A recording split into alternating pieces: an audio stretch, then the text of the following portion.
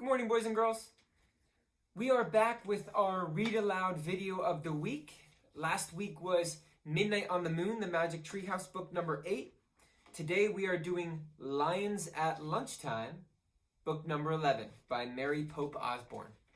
So let's get into it. Chapter 1, Before Lunch. Jack and Annie were walking home from the grocery store. Jack's pack was heavy. It held a big jar of peanut butter and a loaf of bread. "Are you going to have a peanut butter and jelly sandwich?" said Annie. "Or a peanut butter and honey sandwich?" Jack started to answer, but stopped. "Oh man," he whispered. "What is it?" Annie said.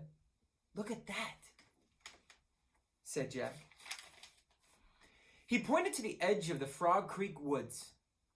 In the shadows stood a small, delicate animal. It looked like a tiny deer. "It's a sign," whispered Annie. "Remember when we saw a rabbit? He was a sign of the Wild West." The deer-like creature leapt into the woods. Jack and Annie didn't stop to think.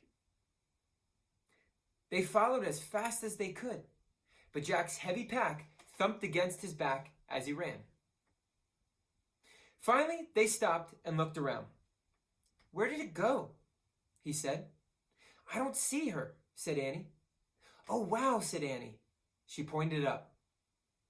There was the magic treehouse. It was shining in the noon sun, at the top of the tallest tree in the woods. Its rope ladder swayed in the shadows below. "Where's Morgan?" said Annie. Morgan Le Fay wasn't waving at them from the window.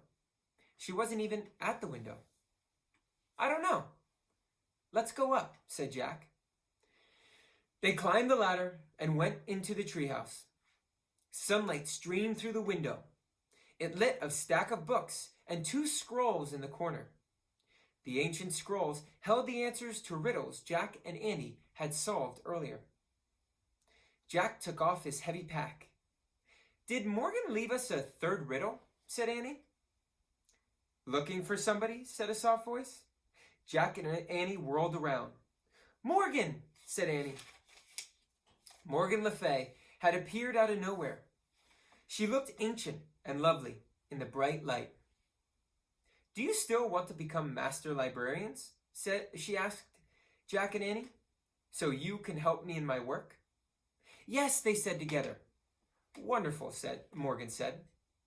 Then she reached into her robe and pulled out a scroll. "You've solved 2 riddles so far," she said. "Here is your third." She handed the scroll to Annie. "And for your research," she pulled the book out from her robe and handed it to Jack. The book's cover said, "The Plains of Africa."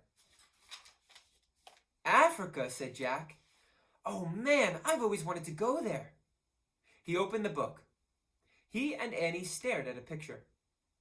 It showed hordes of zebras, tall giraffes, big animals with horns, and tiny deer-like creatures. That kind of reminds me of when we discussed the populations and communities in science. Population is the number of a specific type of animal, like zebras. So if there's 100 zebras, and the community is what the species that exist inside that area are. So it's zebras, giraffes, and lions and antelopes and stuff.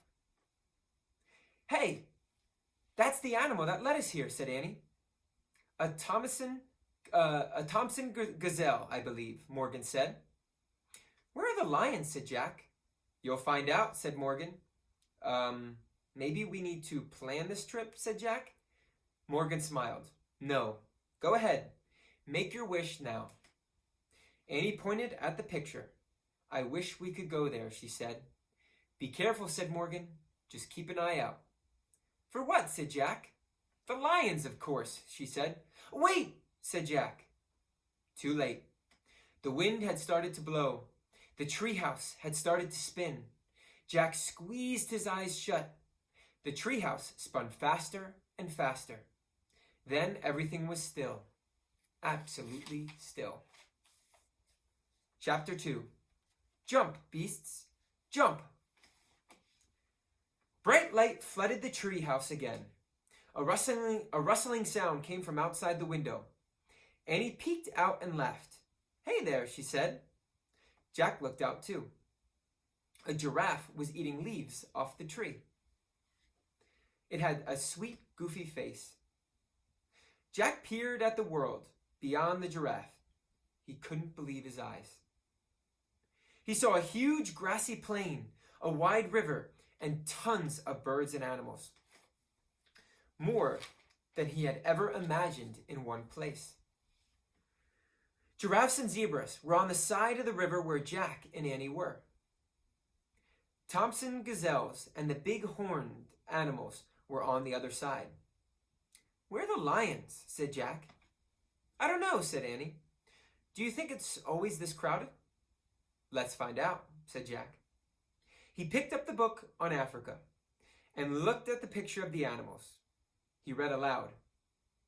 "Every year in late spring, thousands of zebras and gazelles and millions of wildebeests migrate from the dry plains of Tanzania to Kenya." "What's migrate mean?" said Annie. Jack pushed his glasses into place. "It means they go someplace else for part of the year, like birds going south for the winter." "Oh, right," said Annie. Jack turned the page to read more. "Before they are safe in Kenya, the animals must first cross the Mara River. Zebras go first, then the wildebeests. The tiny gazelles swim last." "Oh," said Annie in a sad voice. "What's wrong?" said Jack. "Poor beasts." She looked out the window. "They seem afraid." So they just highlighted the word migrate. Migrate means that an animal goes someplace for different parts of the year. So in the fall, you'll see geese flying south. It's because they're going from a colder region to a warmer, more southern region. On the far side of the river, the horned animals were standing at the edge of the steep bank of the river.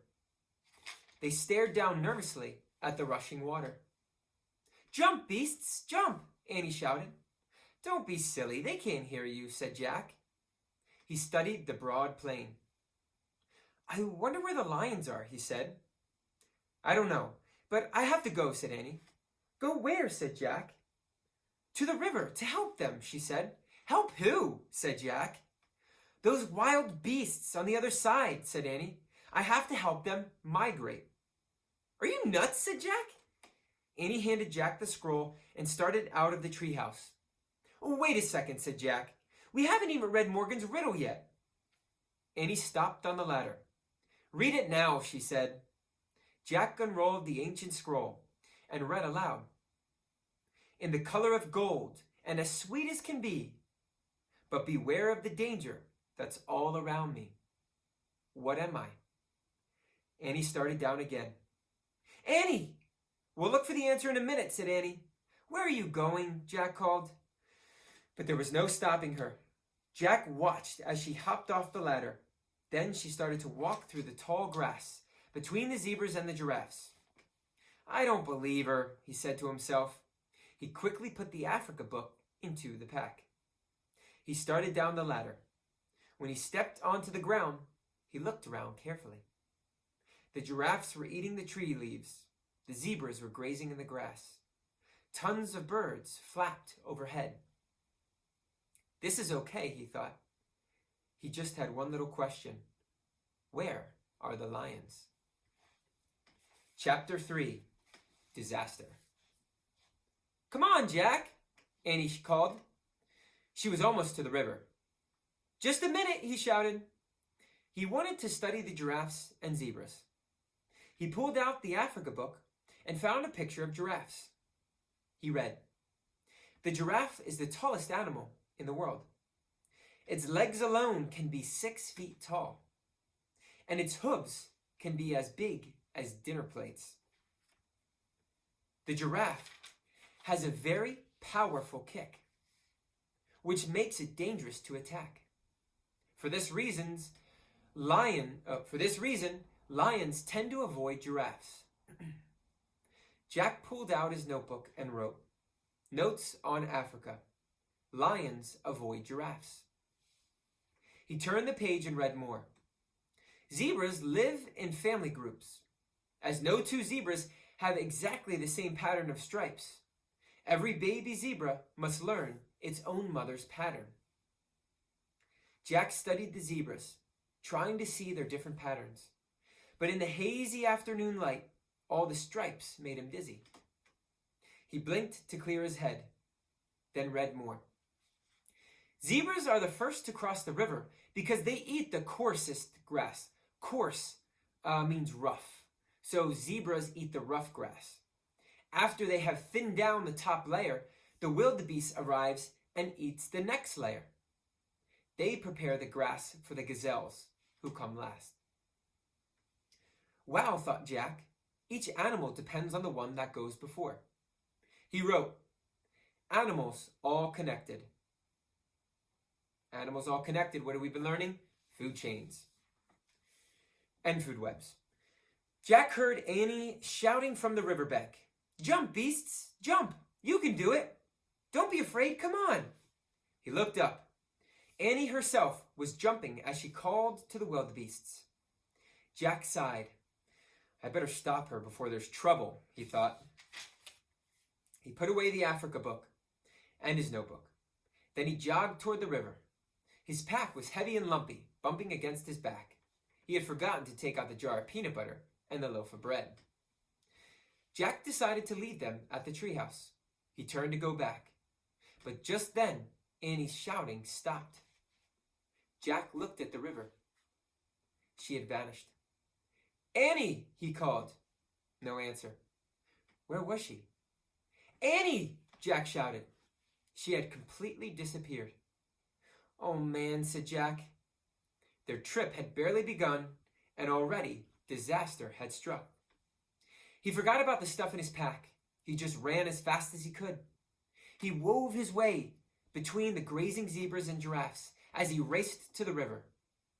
"Help!" called Annie. Chapter 4. Mud Bath. Jack looked over the edge of the riverbank.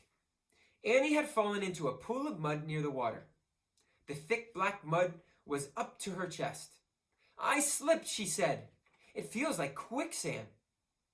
Jack threw down his pack and got on his knees. "Be careful," said Annie. "Don't slip too." Jack pointed to a tangle of old tree roots sticking out from the bank. "Grab those," he said. The bank of a river is the edge of a river. Annie reached for the roots. "Too far," she said, breathing hard. I'm sinking." She was sinking. The mud was up to her neck now. "Hold on." Jack looked around wildly. He saw a fallen tree branch near the bank. He raced to it, picked it up, and carried it to the bank.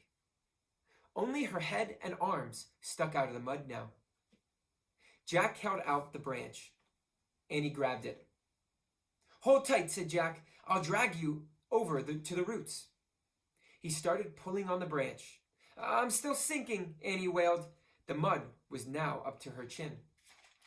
"Come on," said Jack. "You can do it. I know you can. Try harder." Just then, Jack heard a splash. He looked up. On the other side of the river, a wildebeest had jumped into the water. Another jumped, then another.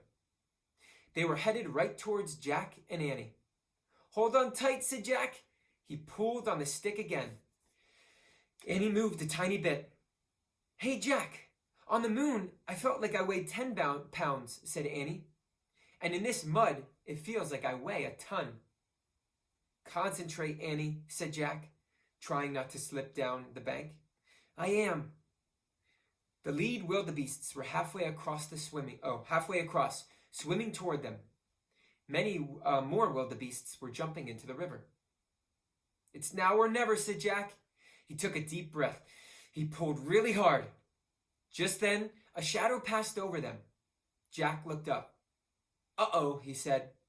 A huge vulture circled overhead. "It thinks you're near the end," said Jack. "Oh, get out of here," Annie shouted at the vulture. "I'm fine." In a burst of fury, she let go of the branch. She lunged for the roots. She grabbed them. "Yes," cried Jack. "Pull on the roots." Slowly, Annie pulled herself out. She was covered with the black mud from head to toe. Jack helped her onto the bank, getting mud all over himself. "See?" Annie shook her fist at the vulture. "I'm fine! Now beat it! Scram!" But the giant ugly bird still circled. "Come on, let's go get away from him," said Jack. He pushed his glasses into place. "Rats," he said. Now his glasses were muddy.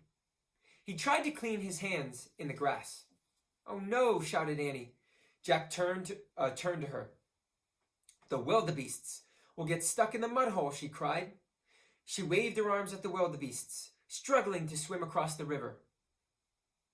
"Not here," she shouted. "Not here!" But the frantic swimmers kept on swimming. Chapter 5. Ha ha. "Oh no, no, no, no," shouted Annie. She raced down the bank until she reached a sandy, clear spot. "Here!" she called. "Here!" The wildebeests followed her with their eyes. Jack watched in disbelief as the swimmers changed their course. Slowly, all the wildebeests swam to where Annie stood. She waved them in like a traffic policeman. Jack grabbed his backpack. "Annie," he cried, "let's go before we get trampled." "Keep it up," she shouted to the wildebeests as she took off after Jack. They ran farther up the river, away from the incoming wildebeests. Finally, they stopped to catch their breath. They looked back. Everything seemed fine. The wildebeests were scrambling safely over the riverbank. Soon they would graze on the grass prepared by the zebras. "Good work," Jack said to Annie. "Thanks," she said. "Okay, now for the riddle." "No, first we've got to get clean," said Jack. "You look like you're in a mud suit." High-pitched laughter rang through the air. It sounded mocking and mean. Jack and Annie turned around. They saw two spotted brown animals standing in the tall grass. The creatures had bodies like dogs, but with sloping backs. They laughed again. "Ha ha," said Annie. "You don't look so great yourself." "What are they?" said Jack. What do we think?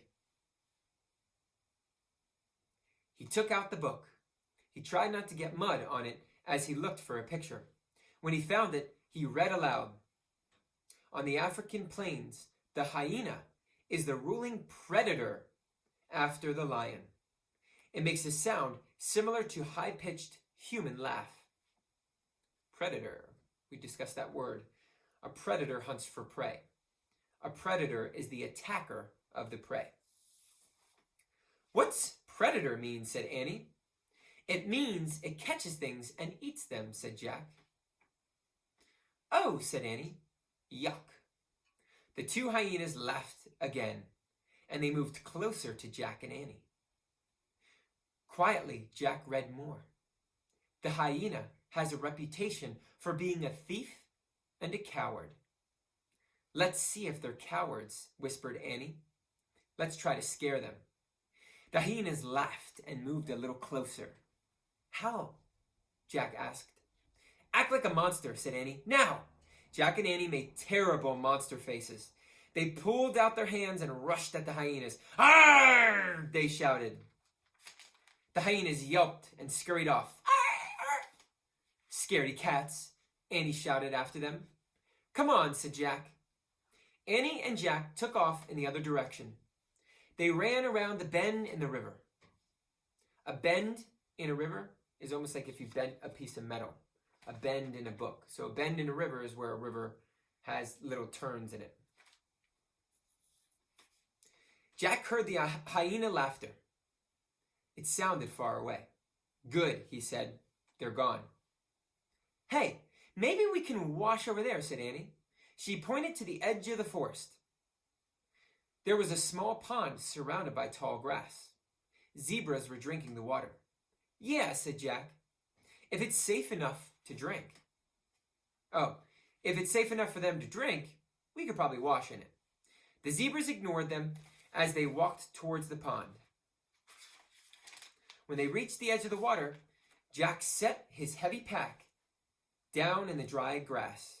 He glanced around. No lions were in sight, but then he heard something. On the far side of the pond, something very big was coming out of the trees. So real quick, just going over the word migrate, to migrate, or migration. Migration is when humans can migrate as well. But migration is when animals move from one location to another, and they often move for food. So geese will go north in the summer because there's a bug, ladybug. Geese will go north in the summer because there's food for them in the north, like Canada. That's why they're called Canadian geese, because geese will go to Canada to eat the grass up there during the summer. But then when the winter months in the fall, as it transitions to winter, the geese need to find food. So they have to fly south of Canada to warmer areas to find food. Chapter 6. Spick and Span. Be still, said Jack. Jack and Annie stood frozen as an elephant stepped out of the shadows. It waded into the pond and dipped its trunk into the water. Oh, wow, said Annie. Jack breathed a sigh of relief. An elephant wasn't going to chase them and eat them. Still, the elephant was huge. Let's sneak away, said Jack. But I want to watch, said Annie. Fine, said Jack. He was tired of Annie getting sidetracked. I'm going to go solve the riddle by myself. I'll meet you back at the treehouse. He turned to go. A spray of water rained down on him. It came from behind. He shouted with surprise and looked back. The elephant's trunk was pointed straight at Annie. Cool, she cried. He gave me a shower. The elephant sprayed her again, then again. The mud slowly rolled off her face and her braids and her t-shirt and her shorts and her sneakers. I guess the elephant doesn't like dirty kids, said Annie, laughing. Her eyes were squeezed shut. Finally, she was clean, but she was soaking wet. Now it's your turn, she said to Jack. Jack stepped forward and shut his eyes tight. A blast of water hit him. It did feel like a shower, a strong shower. When Jack was clean, the elephant let out a grunt. Then he started to splash himself with water. Thanks, said Annie. Yeah, thanks, said Jack. I'm spick and span now, said Annie. When the sun dries me off, I'll be like new. Good, said Jack. Now we can get serious. He picked up his heavy pack. We have to figure out the answer to the riddle, so we can leave this place, before we run into real trouble. He looked around nervously. Where are the lions, he wondered. A small bird flitted near his head. Hi, Annie said to the bird. Jack turned back to her. According to the riddle, we're looking for something gold and sweet. What do you want? Asked Annie to the bird. The bird tweeted and flew around Jack and Annie.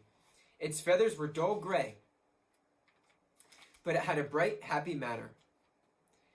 Annie, listen to me, not the bird, said Jack. The bird kept fluttering around them. She's trying to tell us something, said Annie. Jack let out a sigh. You are driving me crazy today, he said. But I feel like she needs our help, said Annie. Maybe her babies fell out of the nest. Annie, you can't save every animal in Africa. This bird is important, said Annie. Trust me. The bird darted toward the trees. It landed on a branch and tipped its head at them. She says follow, said Annie. The bird headed into the forest. Annie started after it.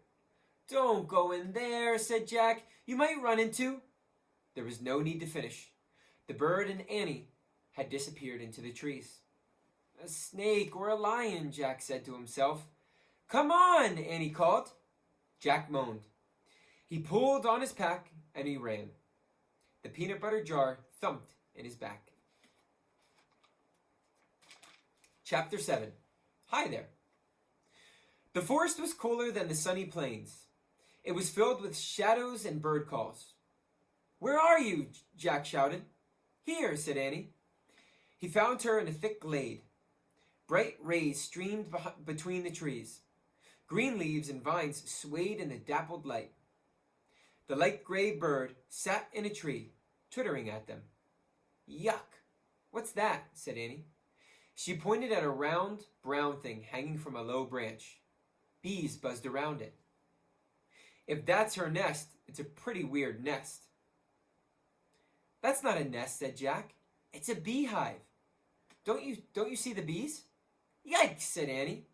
She stepped back from the tree. But the little bird darted at the beehive and pecked at it. What's she doing? Said Annie. The bird kept pecking at the hive. I don't know. Maybe she's as nuts as you, said Jack. Look her up in the book, said Annie. See if it says the bird's nuts.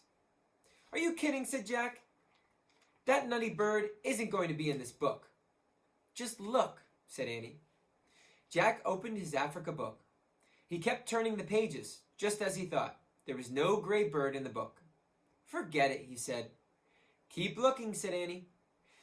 Jack turned one more page, and there it was. A little gray bird, a beehive, and a tall painted warrior with a spear. I don't believe this, said Jack. Then he read aloud. This bird is called a honey guide. It's both a friend and a helper to the Musi people, an African tribe known for their fierce fighting skills and bravery. Hi, honey guide, Annie called to the bird. I knew you were important. Jack kept reading. The honey guide led the Musi tribesperson to a beehive. The bird waits for him or her to scatter the bees and take the honey. Then the bird eats the honeycomb. That's cool, said Jack. They work together like the zebras and the wildebeests and the gazelles. Yes, said Annie. And she wants us to be her helpers. We have to scatter the bees and leave her the honeycomb. How do we do that? Said Jack. He looked back at the book. It didn't say how. Well, maybe we could wave those weeds at them, said Annie. She pointed to some bright green plants that looked like giant fans. Jack put his book and backpack down. He and Annie pulled up the weeds. They waved them near the tree, and the bees scattered. Next, Jack grabbed the tree branch and jiggled it. The hive fell to the ground and broke open. Annie stooped and stuck her finger into the golden honeycomb.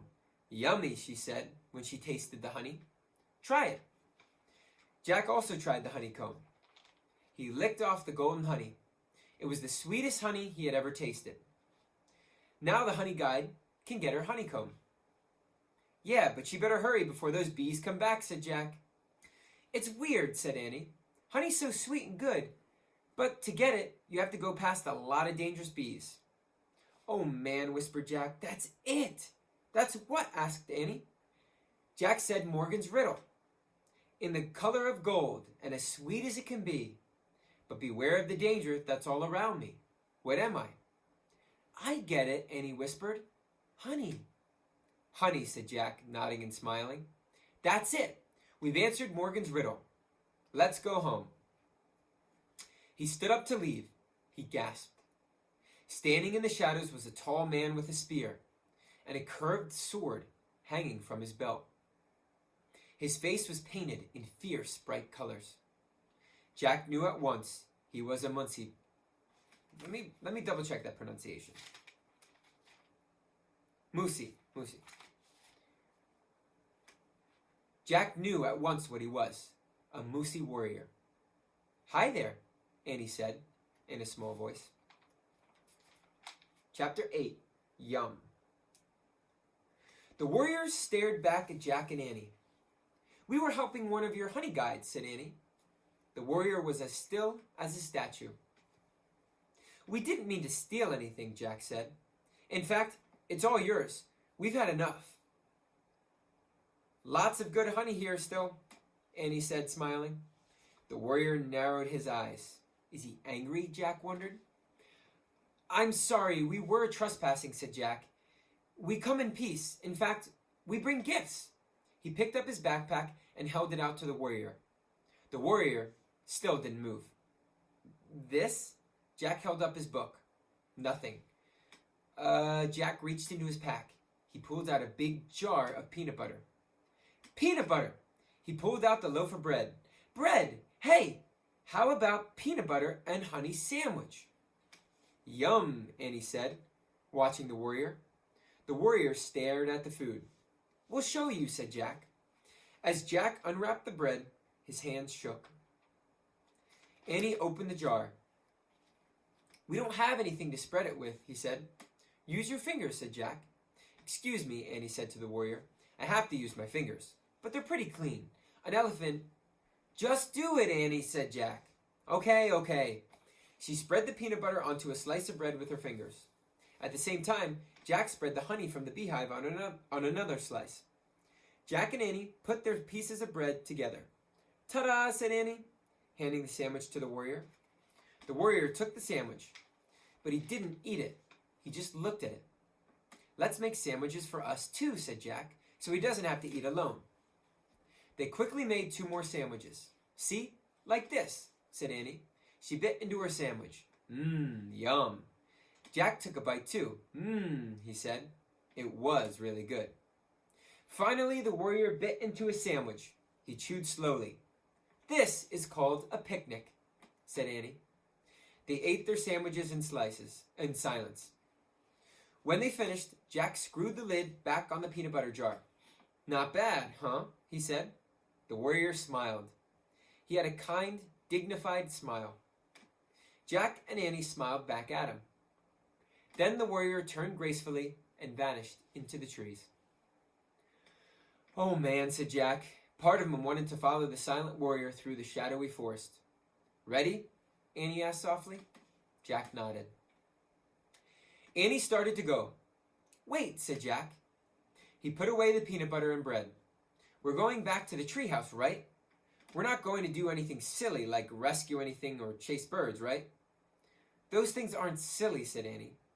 Don't forget that bird gave us the answer to the riddle. Oh, right, said Jack. He looked at the little honey guide. She was on the ground, pecking at the honeycomb. Thanks, Jack said to the bird. Have a good feast, said Annie. Jack put on his pack. Then he and Annie started out of the forest. When they passed the pond, they saw the elephant still splashing in the water. He lifted his trunk. He seemed to be waving at them. See ya, Annie shouted, waving back. They rounded the bend in the river, then started through the tall grass. As they walked back toward the tree house, they saw the wildebeest in the distance. There were still some crossing the river. They saw a family of zebras grazing together. They saw lone giraffes walking from tree to tree, eating the leaves. And they saw a bunch of lions sleeping in the shade of the tree, the same tree that the tree house was in. Whoops, said Annie. Jack's heart gave a jump. So there they are, he said. So we got lions sleeping in the tree where the treehouse is. Chapter 9, Tiptoe. Jack and Annie crouched in the tall grass. There was a big lion, 3 lionesses, and a bunch of cubs. A lion is a male lion. A lioness is a female lion. And we call baby lions cubs. I think they're sleeping, whispered Annie. Yeah, said Jack, but for how long? He pulled the Africa book from his pack and opened it. He found a picture of lions sleeping under a tree. He read in a whispery voice. After a pride of lions has eaten, they rest for a few hours. The other... What did they have for lunch? Annie broke in. Don't ask, said Jack. He kept reading. Sensing that the lions are not hunting at the moment, the other animals graze nearby.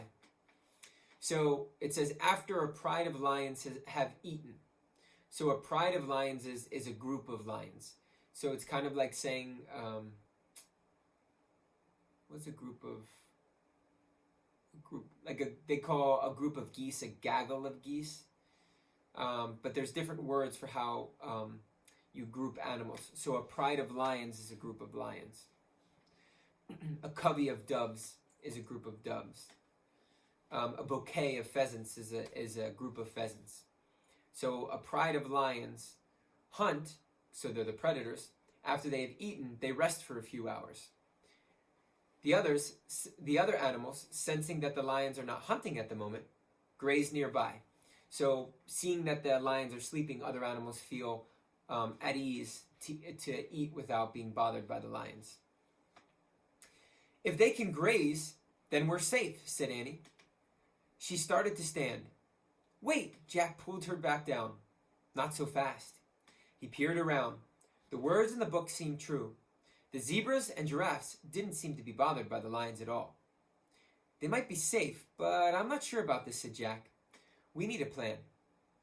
What if we wait till they leave, said Annie. That could take hours, said Jack. Plus, they might be hungry again by then. All right, said Annie. So, here's the plan. We tiptoe, said Jack. Tiptoe? That's your whole plan, said Annie. Yeah, tiptoe to the rope ladder, said Jack, very quietly. Good plan, Annie teased. Just do it, said Jack. He stood up slowly. Annie stood with him. They began tiptoeing through the grass very slowly. The lion flicked his tail. Jack and Annie froze.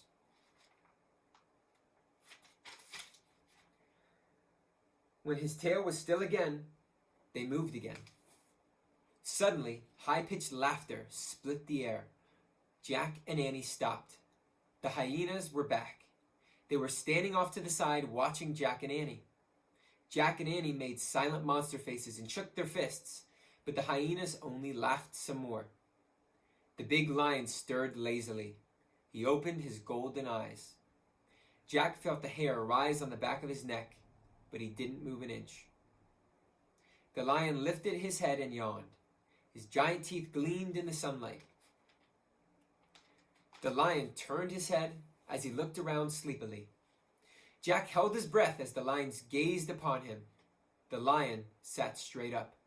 His piercing yellow eyes met Jack's. Jack's heart raced. His mind raced. He remembered something he'd read. Lions avoid giraffes. Jack looked around. There was a giraffe walking toward the tree that the magic treehouse was in. Suddenly he had a new plan. Get under the giraffe, he whispered. Now you're really going nuts, Annie whispered back. Jack grabbed her hand. He pulled her over to the giraffe's and underneath it. The giraffe's legs were so long, Jack and Annie could stand up under it. Jack's head barely brushed the giraffe's golden belly. The tall creature froze for a few seconds. Then she moved slowly toward the tree. Jack and Annie walked in the same rhythm as the giraffe. They got closer and closer to the treehouse, and closer to the pride of lions. The big lion had stood up. He watched them move under the giraffe. When the rope ladder was just a few feet away, Jack and Annie dashed out from under the giraffe and to the rope ladder. Annie scrambled up first. Jack followed right up behind her. And as they climbed, the lions growled and leaped at the ladder. The hyenas laughed. Jack climbed faster and faster than he had ever climbed. He leaped after Annie into the treehouse.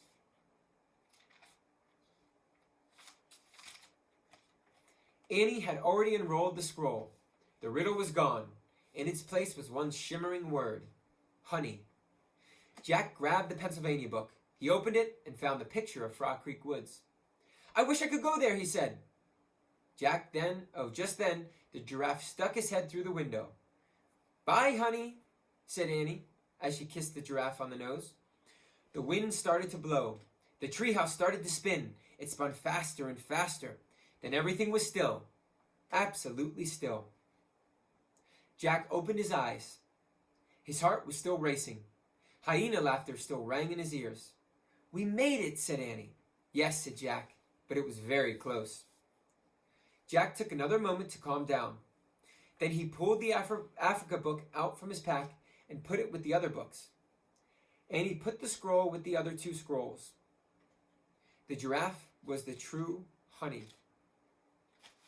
on that trip, she said, sweet and golden with danger all around it. Yep, said Jack, and now we have just one riddle to go. Yep, said Annie. Ready? Ready.